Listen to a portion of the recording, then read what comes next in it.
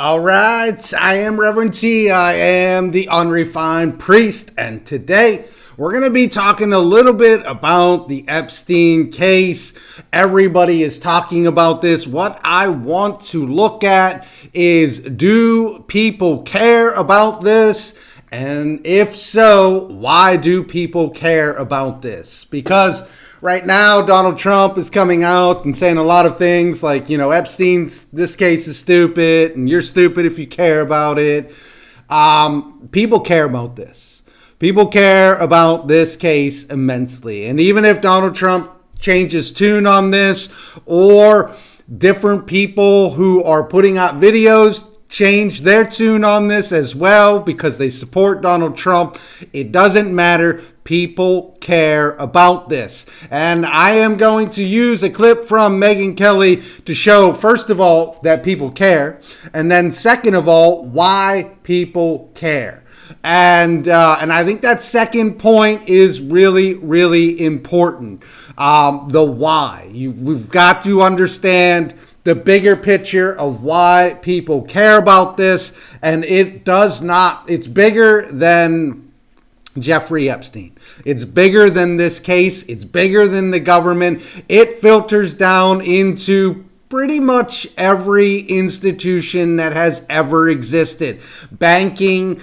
People in banking need to know why people care about Epstein. People in the church need to know why people care about Epstein. People in government, in the military, need to know why people care about this, because it also affects you as well. So let me play the first clip. This is Megyn Kelly. She's going to reveal very quickly that people do care about this. Their level of interest in the Epstein case, and here's what happened. Watch this. Let me just ask you, make some noise if you care about the Jeffrey Epstein scandal. Raise your hand if it matters a lot to you. Raise your hand. So every hand of 7,000 people. Everybody cares. It's interesting because there are... All right. So this is a turning point event. So obviously these are vast majority conservatives, but if you go on the Democratic side, you're going to see pretty much the same thing. People care about this across the board. This is an issue that does not divide down the lines of Republican, Democrat. This is an issue. This is a people issue. People care about this issue. Whether you are Republican or Democrat, you do not trust what is going on. And so that is an important thing to note, that there is a lack of trust in this Epstein case, and people want to know. Now, the bigger question that we've got to wrestle with here is, why do people care? Megyn Kelly is going to nail this, but I want to take her idea on why people care about Epstein and broaden it out and show you that this is much bigger than Jeffrey Epstein. It's not that people want details about, who's involved or, kids and all that stuff. This is much bigger than Epstein and much bigger than just the government. So let me cue this up here and then play for you her reasoning on why people care so much. So here we go. President, but I'm in a different business. I am in the journalism business, and my position is you can trust, but you must verify. And I refuse to be the CNN of Trump 2.0, where they just trusted the administration on Biden's mental acuity and willingly, by doing so, ignored the biggest crisis and controversy and scandal in modern presidential history. That's not what's happening under Trump. But I'm just saying, journalists, people like me who do consider themselves as journalists, you have an obligation not to just trust. You kick the tires. That's your job. You approach all stories and everything fed to you by an administration official, like them, love them, respect them, trust them or not, with a hefty dose of skepticism. and you drill down and drill down and drill down until you think you've actually captured the story. That's what we're going to do. I'm not obsessed with Epstein. Everyone who listens to this show knows if you wanted to hear the in-depth Epstein discussions over the past 5-6 years, this is not the place you came. But we are going to try to get to the bottom of what's knowable now that they're telling us there's no there there. I mean, for me, that's just a red cape in front of a bull. Like, just, I understand some people like, don't do it. You don't want to hurt Trump. I don't think this will hurt Trump. I think non-disclosure and non-transparency is hurting Trump, but I'm also not in the business of protecting Donald Trump. Again, like, that's what the New York Times does for a Democrat. That's not me. That's not any honest journalist. I am not going on some media tour in 4 years with Alex Thompson trying to have to explain how I'm shocked that there wasn't full disclosure under Trump on Epstein. I guess I was just too naive. I believed them. That this is humiliating. This scandal is nowhere near what the Biden mental acuity scandal was, but I'm just saying it's a time for choosing for people who consider themselves honest journalists. And you don't back off a story just because a politician asks you to. Okay, that's just a statement of core principles. At least you're on the MK show. That's that. However, having said all that, I don't have TDS. I'm not looking to hurt him, sink him. And I actually don't believe Trump has anything to hide. I believe Trump's in the Epstein files insofar as he was friends with Epstein for 15 years. He knew Epstein. And there are people who hate Trump who probably threw some scurrilous allegations in there. But nobody believes Trump had an affinity for the underage girl. That's just such bullshit. Maybe he was at some Epstein party. Trump says he never went to Epstein Island, and I believe that too. That would be something to extraordinarily lie about. It'd be very easily disproven. So maybe Trump feels uncomfortable with releasing everything because he's been falsely accused by a lot of people, and he doesn't want to just throw a bunch of guys whose names are in these files under the bus in the way happened to him. That would make perfect sense to me.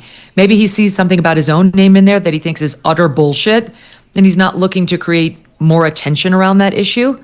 And so it's just easier to be like, we're done. The guy's dead, move on. I get that, but Trump doesn't have his finger on the pulse of how important this is, I think, to his base and to many. And maybe it's a question, as Pam Bondi, has said, well, sort of, in her memo, she's intimated that, look, there's really not anything that can be disclosed, that we've got sealed grand jury testimony, that we've got heavily redacted FBI files that protect the names of victims or alleged victims. All that's possible. Since President Trump was sworn in, All right. So whether you support Trump or not doesn't matter. What matters here is that this is an issue of transparency. And she used the word, this is what matters to people. People want these institutions that have largely operated with very little accountability and no transparency. They want them to be transparent and accountable to somebody. And you see this across the board. There has been this pushback on institutions, and it's been going on for quite a long time. And it's not that people don't like the institutions. What they don't like is we're not accountable to anybody, and there's no transparency. And so what you see in Epstein is a demand for transparency. We want to know what is going on because we believe that we are entitled to it, that we should know what our government is doing. We should know what our military is doing. We should know what the banking institution is doing. We should know what the church is doing. And I run across this all the time in the church. Look, people want to help. Particularly in the church, people want to give their time. They even will be willing to give their financial resources. But they want some sort of accountability, and they want transparency.